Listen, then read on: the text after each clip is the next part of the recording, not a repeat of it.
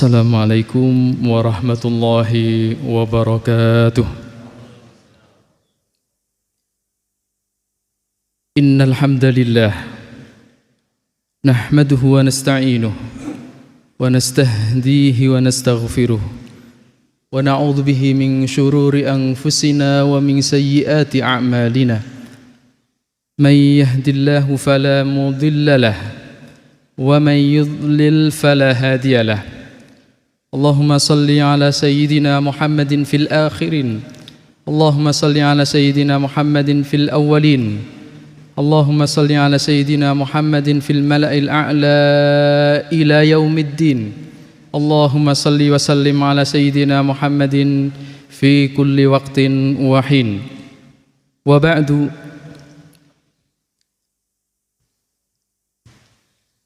Masih bersama Mutiara, petunjuk baginda Rasulullah sallallahu alaihi wasallam, mutiara hadis sahih baginda Nabi Muhammad sallallahu alaihi wasallam, yang pada siang hari ini Bapak Ibu jamaah salat zuhur rahimakumullah, kita sudah sampai pada hadis yang ke-10 yang diriwayatkan oleh sahabat Abu Hurairah radhiyallahu anhu, masih dalam konteks tuntunan atau adab menegakkan ibadah salat. Pada pertemuan sebelumnya alhamdulillah telah kita simak bersama hadis baginda Rasulullah sallallahu alaihi wasallam yang diriwayatkan oleh Abu Juhaim bin Haris bin Sammah al-Ansari tentang peringatan baginda Rasulullah sallallahu alaihi wasallam agar kita tidak melewati tempat sujud saudara kita yang sedang menunaikan ibadah salat.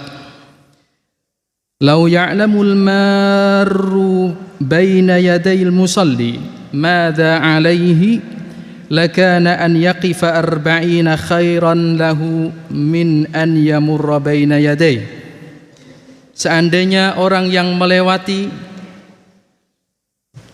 tempat sujud di depan seseorang yang sedang menunaikan ibadah salat, sanksi yang akan ditanggungnya nanti karena melewati tempat sujud tersebut, maka untuk berdiri 40 hari atau 40 bulan atau 40 tahun masih lebih baik daripada harus menanggung sanksi melewati tempat sujud tersebut.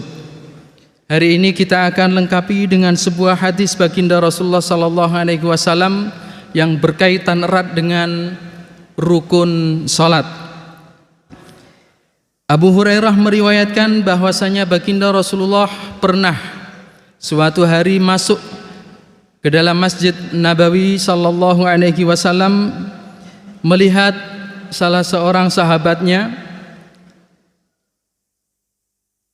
menunaikan ibadah salat dengan tergesa-gesa. Setelah selesai salat, sahabat tersebut menjumpai baginda Rasulullah sallallahu alaihi wasallam, menyampaikan salam. Kemudian Rasulullah sallallahu alaihi wasallam menjawab salam, lalu kemudian memberikan arahannya, irji' fasalli fa innaka lam tusalli. Kembalilah, ulangilah salatmu karena engkau belum salat dengan sebenar-benarnya. Mohon maaf Bapak Ibu sekalian jamaah salat zuhur, jangan dibayangkan saat itu baginda Rasulullah sedang marah. Sama sekali tidak. Karena setiap kali menyampaikan sebuah nasihat, arahan Rasulullah sallallahu alaihi wasallam pasti memperhatikan keadaan para sahabatnya itu dengan sebaik mungkin dan tidak pernah mengeluarkan nasihat ataupun arahan dengan keadaan emosi, kecuali ketika hudud atau ketentuan-ketentuan Allah dan Rasulnya dilanggar. Kembalilah, ulangi sholatmu Kita bisa membayangkan saat itu Rasulullah sedang duduk dengan wajah tersenyum, menyapa dan mengarahkan sahabatnya tersebut dengan penuh kelembutan. Faraja'a yusalli kama shalla. Saking lugunya, sahabat itu kemudian kembali ke tempat sholatnya semula, mengulangi sholat seperti sholat pertamanya, tidak ada perubahan. Rasulullah kemudian mengarahkan kembali, ulangi sekali lagi. Sampai 3 kali sahabat itu mengulangi sholatnya, Rasulullah SAW baru kemudian memberikan tuntunannya. Walladzi ba'atsaka bil haqq. Rasulullah SAW kemudian melanjutkan sabdanya, idza qumta ilas shalah, kalau kamu memang sudah benar-benar niat untuk menunaikan sholat, yang pertama fakabbir, takbiratul ihram dengan sesempurna mungkin. Thumma qara' ma tayassara ma'aka minal Qur'an, kemudian baca ayat-ayat suci Al-Quran termasuk surat Al-Fatihah yang menjadi rukun sholat. Thumma rka' hatta tatma'inna raki'an, yang disebutkan dalam hadis ini adalah rukun-rukun yang paling pokok dalam sholat. Kemudian setelah membaca ayat-ayat suci Al-Quran termasuk ayat-ayat yang sunnah setelah surat Al-Fatihah, rukuklah dengan tenang sampai setenang mungkin. Tsumma rfa' hatta ta'dila qa'iman, kemudian berdirilah dari rukuk itu sampai berdiri tegak, yang kemudian kita sebut dengan i'tidal, berdiri dengan tegak sampai benar-benar berdiri dengan tegak dan tenang. Selanjutnya tsummasjud hatta tatma'inna sajidan, sujud tidak hanya sekedar menyentuhkan dahi kita ke tempat sujud, tapi sampai benar-benar kita merasa tenang dengan sujud kita. Sujudlah sampai engkau tenang. Tsummarfa' hatta tatma'inna jalisan, kemudian berdiri dari tempat sujud, duduk sampai benar-benar tenang dalam keadaan duduk tersebut. Waf'al dzalika fi sholatika kulliha. Nah, lakukan hal seperti itu setiap kali Anda sholat dan setiap gerakan yang Anda lakukan pada saat sholat tersebut. Akhrajahul Bukhari. Hadis ini termasuk hadis yang sahih yang diriwayatkan Imam Bukhari. Idza qumta ila sholati fakabbir.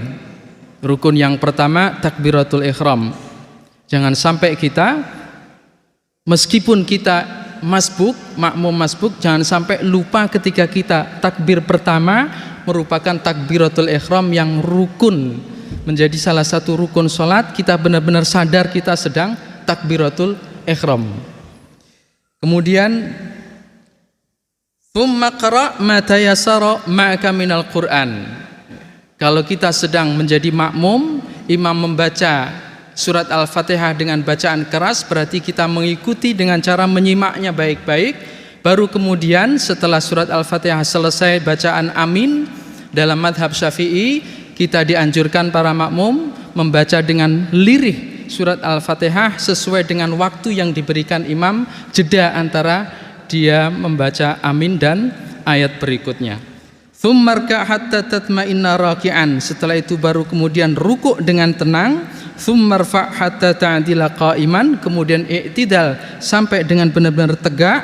Tsummasjud hatta tatma'inna sajidan, kemudian sujud sampai benar-benar tenang. Tsummarfa hatta tatma'inna jalisan, kemudian duduk antara dua sujud. Waf'al dzalika fi sholatika kulliha. Memperhatikan gerakan kita sampai kita benar-benar meresapi, dengan tanda atau indikatornya adalah ketenangan jiwa dan raga kita saat melakukan gerakan-gerakan sholat tersebut. Aqulu qawli hadza wa astaghfirullah li wa lakum. Wassalamu alaikum warahmatullahi wabarakatuh.